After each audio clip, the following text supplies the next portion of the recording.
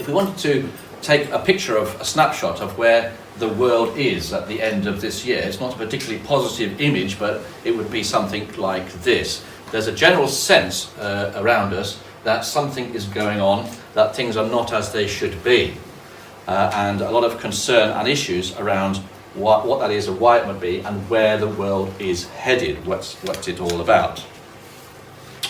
And this is a picture of the world breaking up.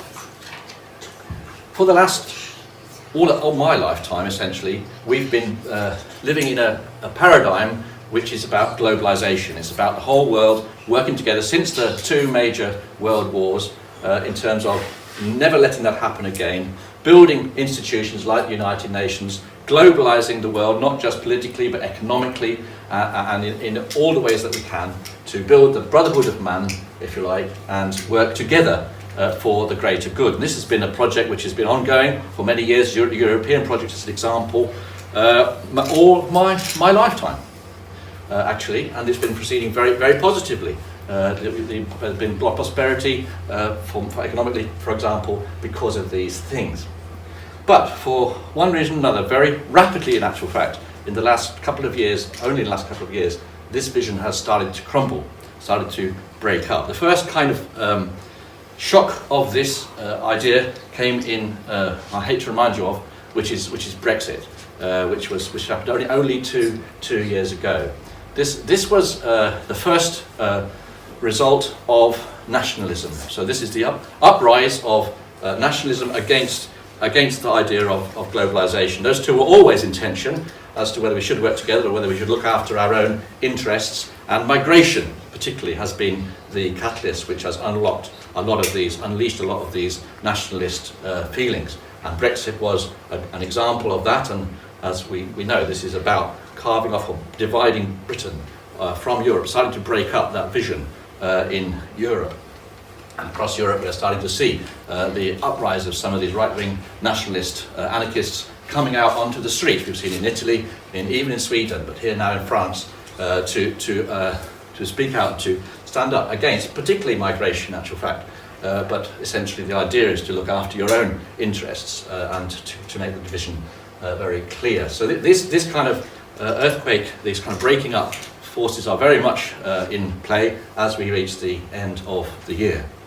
The second force, of course, was in America. When President Trump came to power, he was not shy about saying exactly that. America first. It's time for us to look after our own interests, and he put a whole set of policies in place, including on migration, to close down the borders and to set up industry and trade on the basis of American interests alone, and to bring into power, into actual fact, isolationist policies, which is completely against the whole globalization vision that we've been talking about. And he said it and did it, and is doing it in a very dramatic and very bold way. As we finish the year, the government is now shut down in America because of a migration issue, because they won't let him put in budget money for his wall that he wants to build here to stop the South American and Central American people coming in from their desperation, because their economies are collapsing.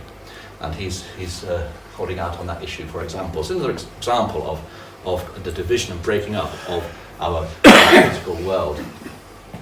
And very much a bigger issue is the US and China. So America is confronting China across the table on trade, for example, and this is a very big deal. It's about stopping and blocking all the goods, billions, hundreds of billions of dollars worth of goods from coming into America, and putting tariffs on them. This is very much a part of my study, studying the flow of tin around the world, for example. It's massively disrupting the supply chains and seriously changing the way the world works on a trade basis.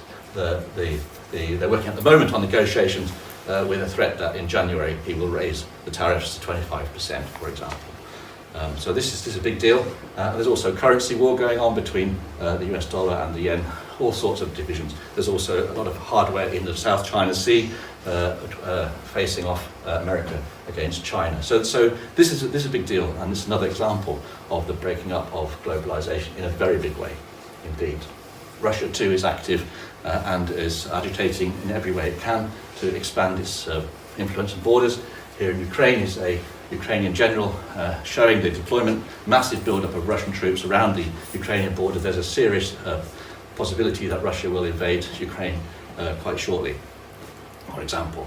So there's another example of the world in the way it is as we close the year. Prophetically, this is extremely interesting because it fits into this whole idea, for example, of Nebuchadnezzar's image. So here is the big metal man from the beginning of time, all the different kingdoms of the world in a linear fashion, but also in another way of looking at this vision, the kingdoms of men standing up in defiance of God at the end times. And this is all of the kingdoms, all nations standing there defying God. And the point to notice particularly is the unstable nature of this statue. It's built on a foundation of iron and clay, which cannot mix. The weak and the strong do not mix. And for that reason, this image is unstable and will break up. And in fact, that is already happening. So we see here the people will not be a mixture and cannot or will not remain united any more than iron mixes with clay. So almost exactly the image and picture that we've just been discussing is portrayed in this vision, precisely. So the kingdom cannot unite together because the weak ultimately cannot mix with the strong, and migration is the big issue that has unlocked some of that, but it's also in terms of poverty and other issues that are starting to break the social divide, particularly in America, for example. So that vision is very important, and as we know, the vision goes on to say a stone will come out of the sky, which is the return of Jesus Christ to the world, and he will impact this image, and it will break up. So I suggest to you that we are already seeing this happening in our world. That is basically the part of this provision that we are already in. Prophecy is coming true right in front of our eyes. So we've also seen other destabilizing things that are worrying people. We've seen a lot of fire, for example, wildfires. We've seen floods, typhoons, tsunamis. Everybody knows something's going on with the weather. And here is a chart from the BBC about climate change. And this is a seriously worrying issue that's concerning everyone. And it's to do with the increasing temperature of the world, to do with CO2 and other forces. And we can see that in this graph, the 10 warmest years at the top here, compared to the 20th century average here, have all been in the last decade, last 20 years. 2018 is here, as you can see already, 0.8 degrees above the 20th century average. The world is working the best it can to try and stop this happening. They are trying to stop this going above 2 degrees by 2050. At the moment, it's not heading anywhere well. It looks like we're at least heading for 3 degrees by 2050, if not more. And this is what you're seeing about electric vehicles and other measures that are trying to be put in place around the world to work together to stop this happening. But now what we've just seen, where the world is breaking up and refusing to cooperate, looking after its own interests, this is not working positively for this climate change either. And so we're starting to see some very difficult things ahead for this particular issue. That's why people are worried. And just hiding in the background here is an economic crisis as well. So here is the stocks and shares over the last decade. As you can see, this is the 2018 recession that we can see here. And the situation has been very positive, particularly because of China. The China engine has been driving the growth in the world. But just at the end of the year, as we're coming towards the end of the year, we're starting to see a sudden massive decrease. You see here lots of news about the stocks and shares starting to crumble. If any of you have got pensions, you should look at them. You'll find out that we are in a bit of a down, to say the least, at the moment. And from my study of China, from my work, we're starting to see some very, very seriously worrying negative growth rates in China, never been seen yet. So it's a China slowdown here that we're talking about. Irrespective of the trade war, we are headed for some serious financial issues as well. So all that combines together at the end of the year to make 2019 a very interesting year as we're going into it. But just for a moment, I want to focus on Israel and what's happening in the Middle East, because this is very much where we're at the moment. And in a very brief review now, I'm going to show you how some of the prophecies, particularly that one we just read, is very much in play, in intimate detail, and we are going to review that very briefly now. These are the prophecies, the background prophecies. Daniel 11 we know very well here, prophecies about the king of the north and the king of the south. It's always been the case throughout Israel's history. There have always been empires that are to the north and empires to the south. There's always been a conflict between them, and Israel's always been caught in the middle. This prophecy is no different. It's reflecting a time, at the time of the end, when the king of the north will attack the king of the south, and Israel will be caught up in that in a very difficult way.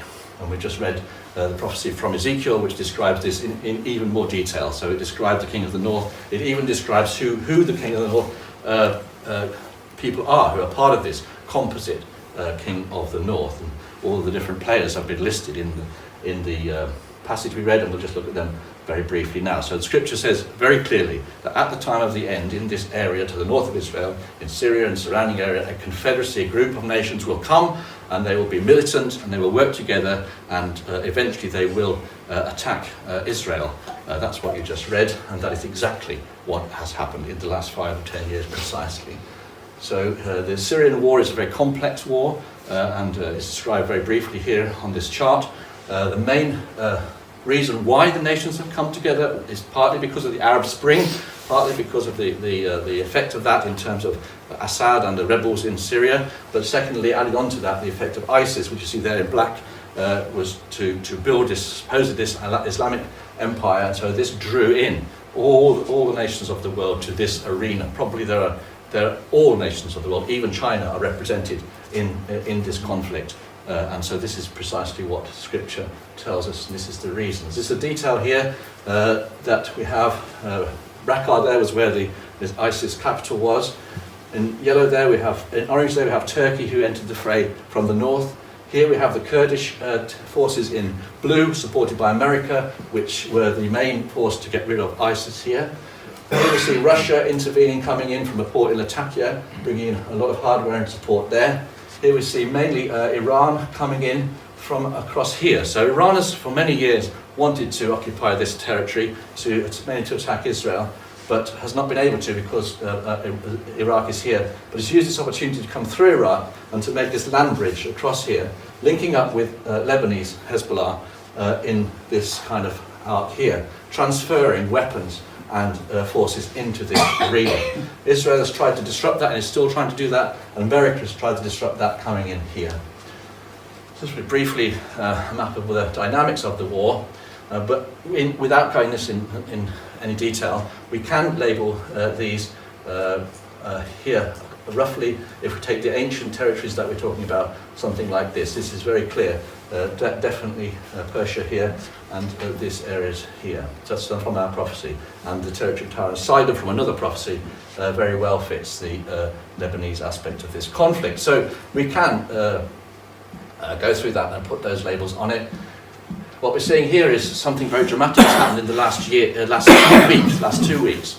So this whole presence of America in this area and here has stabilised this situation for quite a time. But now suddenly Trump has announced that he's pulling out, that he's coming out from here and leaving the territory completely for everyone else to carve up between them. And this is the very big news. It will make a very big difference to that dynamic and would allow Syria, Iran and Russia to build up their power now over the next few months to consolidate their position. And a lot of people are very, very concerned about that position. Here is the alliance in pictures. You can see quite clearly this grouping together, and here in a more recent picture too. So Russia's played a very clever game here and has been now finally got positions right up to the borders of Israel. This is something that Bible students have been looking for since, well, forever. They're bringing close of Russia, leading this confederacy to the borders of Israel, and that is what exactly you're looking at now in end of 2018. That has actually happened. And not only in one of the verses that we read there, it says, "Be thou a guard unto them." Did you see that? Well, this is exactly what's happening. So Russia delivered this S-300 air missile system and has spread that air defence system right across the area, and as to do exactly that, to prevent Israel, particularly from attacking the Confederacy while they build up their power. That is a headline from October. Nevertheless, Israel is still continuing to bomb the Iranian sites that are there and the Syrian sites. This is from the 26th of December. They made another attack which was not only condemned by Russia, but actually Russia threatened with Syria that if they do it again, they will actually fire these missiles into central Israel. So now you see this tension is growing very strongly, and we'll see that growing even further as we go into the new year. So this conflict is growing very fast, and will start to have a very serious impact in the next few months. So looking very briefly, Iran is determined to destroy Israel, as we can see here. Very interesting prophecy from Isaiah. Isaiah 21 talks about Elam. Elam is Iran, it's a territory in Iran. And it talks about the treacherous dealer who deals treacherously, which is really interesting in the context of the nuclear agreement, if you know that well, that's been holding Iran back for the last few years. And America has, as we know, has scrapped this deal, and now that has unlocked quite a lot of difficulties and tensions. America has also put on sanctions to Iran to prevent anyone buying Iranian oil. So this tension is very strong now, and Iran has started to build new missiles in defiance of that, and has also threatened to block oil supplies through the Red Sea if these sanctions take place, which they will. So we see that dynamic looking very threatening for the world economy and for stability in the Middle East, definitely, I would say. So Iran is spreading its influence and has been doing for many years, and this is reaching a climax now. So in fact, for example, Iran is repopulating Syria, so it's drafting in Muslims, Shia Muslims from Iraq into Syria. If we know this is a sectarian conflict between Sunni and Shia Muslims, north to south, so Iran is bringing in Shias to build its base in Syria, for example, something that they're doing to build their power. They're also agitating in the south. So here is an important dynamic in terms of our prophecies. We talked about the king of the south. So this conflict in Yemen, which is again another hangover from the Arab uprisings. We see here these Houthi fighters, the rebels, are backed by Iran, who've been delivering missiles to them, and they've been firing them into Saudi Arabia, into Riyadh. This conflict is agitated by Iran, and is quite an important dynamic that will, I think, have some very important prophetic outcomes soon. In terms of this dynamic, we've seen this news that the murder of Khashoggi here, which was a big deal, and by Saudi Arabia, and has significantly weakened Saudi Arabia's influence and power, and also America's ability to negotiate a peace deal with the Arab Israelis. That has also been knocked on the head by this event, and has strengthened Iranian gains in the area. So that was an important piece of news. So the Iranians are threatening the Saudi Arabians and others, and here is a headline from November that the Sisi, the president of Egypt, has said he will defend the Gulf. So he is prepared to fight Iran if necessary with Saudi Arabia. So you see these examples of the tensions building up very strongly between those two, exactly as prophecy predicted it would. So Iran is spreading its influence very strongly locally as well, and has for many years been fortifying Lebanon. So in Lebanon we have Hezbollah, which is a terrorist group committed to the destruction of Israel, and Iran, seeing them supporting their goal, has been building weapons and fortifications in Hezbollah for quite some years. Here is a visit made. This is made in February. The Iranian leader visiting the border to inspect the military positions, and here is his comment that during the tour, Raisi stated Jerusalem's liberation is near. So the objectives of the Iranians in this are very clear, very forthright. They are using this opportunity to build their power so they can destroy Israel. Here is the Lebanese military position, about 120,000 missiles now present in Lebanon, funded by Iran. Hezbollah, as I mentioned here, is the group they're working with. Very recent headline from October that they're now upgrading these missiles, sending GPS parts so that they can become more accurate. It's an example of the way that Iran is fortifying this position and what Israel is determined on trying to prevent happening. For example, they've dug some tunnels underneath this into the Galilee to provide a means where they can attack the north of Israel, and the IDF has been recently involved in an operation to close down those tunnels. It just gives an example of that conflict. But also on the seacoast down there in Gaza, Iranian support has been given to Hamas, who is the other terrorist organisation there, and they have been also digging tunnels, as you can see. They've also been firing rockets, and more recently have been massing on the border since March, actually, agitating here, throwing grenades, missiles across the border fence against Israel. This has been a very significant issue for the IDF. What they have not done is attacked and gone into Gaza. They've been under a lot of pressure to do that, to prevent this happening, but the problem they realise, that the reason they haven't done that is because they've got now two borders, two fronts to fight on, fighting on the north and the south. And they don't want to be drawn into Gaza so that they're weakened on the north, and this is their dilemma at the moment. What is remarkable for Bible students is that this whole conflict we can portray on a map of a Sunday school map of ancient Israel. So there's a prophecy in Psalm 83 which describes this confederacy of local nations that will attack Israel. Come, let us destroy Israel, as the name may be remembered no more, is the theme of this Psalm 83 confederacy. And it's made up of different parts. All the nations are listed. Tyre and Sidon is specifically listed, and as is Philistia here. Some other nations here, the Edomites, the Moabites, essentially the modern day Jordanians. So we can see Israel surrounded by these enemies, and this has been their problem for some time. But this conflict now, supported by Iran, is coming to a head. In fact, the prophecy itself says specifically that Assyria, which is partly in Iran at least, will support this confederacy and provide its strength, and that is exactly what we've just described.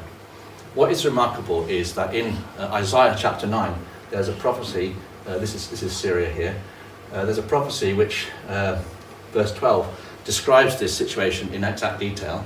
So in Isaiah 9, Arameans, which are Syrians, the ancient enemies of Israel and Syria, Arameans from the east and Philistines from the west will devour Israel with an open mouth. So this is exactly the military situation that I've just described right now. That is precisely the dilemma of the IDF they're facing now, is this conflict that's described in Isaiah 9, absolutely. So that's what's happening, and that will come about. There is a headline that just emphasises that. The IDF commando units are training for this two-front war in a 10-day drill recently in November. They're training on transitioning between north and southern fronts to fight both Hamas and Hezbollah at the same time. So I can show you that the headlines are precisely fitting the prophecies.